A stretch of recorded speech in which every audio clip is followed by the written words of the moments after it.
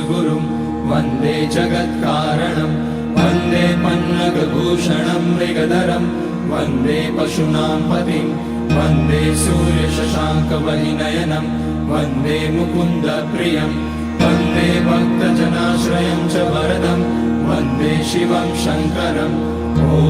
मृत्युञ्जयाय रुद्राय नीलकण्ठाय शम्भवे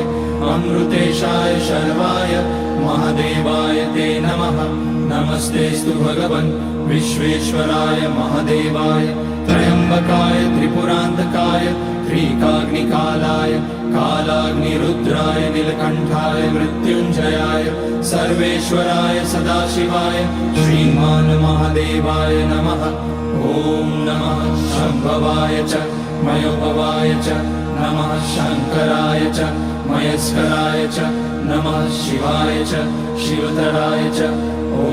त्र्यम्बकं यजामहे सुगन्धिं पुष्टिवर्धनम् उर्वारुकमिव बन्धनान् मृत्योर्मुक्ष्यमामृतात् नागेन्द्रहाराय त्रिलोचनाय भस्माङ्गराय महेश्वराय नित्याय शुद्धाय दिगम्बराय तस्मै नकाराय नमः शिवाय मन्दाकिनी सलिलचन्दनचर्चिताय नन्दीश्वर प्रमथनाथ महेश्वराय मन्दारपुष्य बहुपुष्य सुपूजिताय तस्मै मकाराय नमः शिवाय शिवाय गौरीवदनाब्जवृन्द सूर्याय लक्षाध्वरनाशकाय श्रीनीलकण्ठाय वृषध्वजाय तस्मै शिकाराय नमः शिवाय वसिष्ठकुम्भोद्भवगौतमाय मुनीन्द्रदेवार्चितशेखराय